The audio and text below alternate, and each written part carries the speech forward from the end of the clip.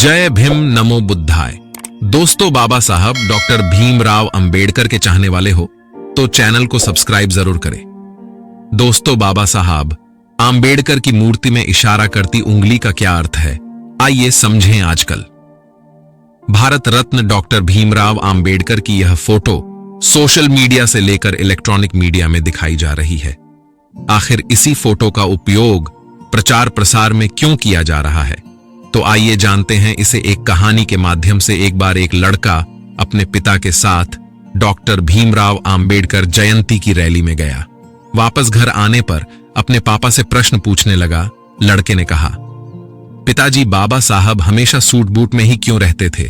पिताजी ने कहा, बेटा, क्योंकि बाबा साहब ने बचपन में ही वो कड़वी यातनाएं झेली थीं जो आज का कोई भी व्यक्ति नहीं झेल सकता।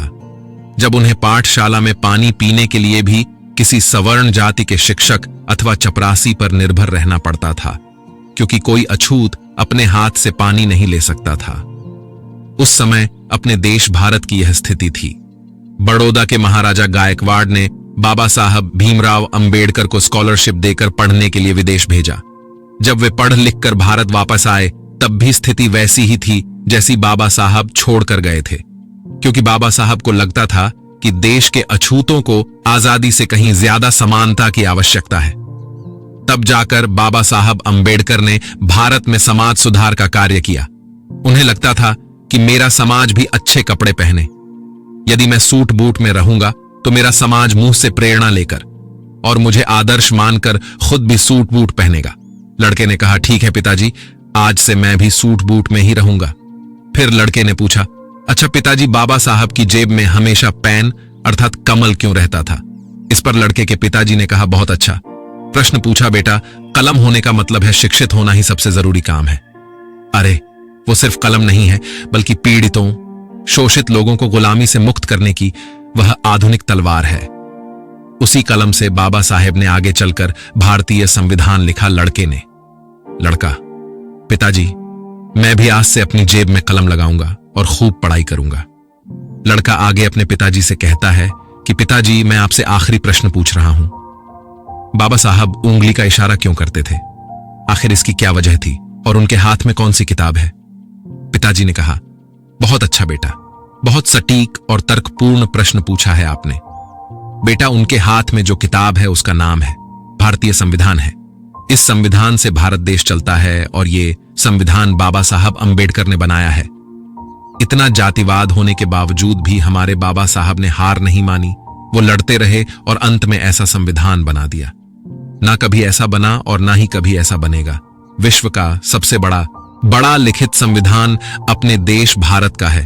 और बेटा, मैं गर्व से कह सकता हूं कि मैं इस भारत देश का निवासी हूं।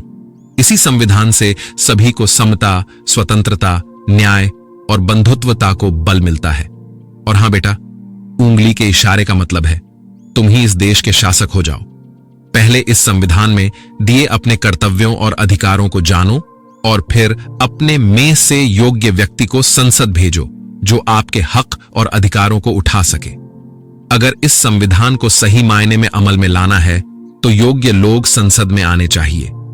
वह उंगली से यह संबोधन करते हैं कि अपने भले के लिए स्कूल, कॉलेज और संसद में जाओ।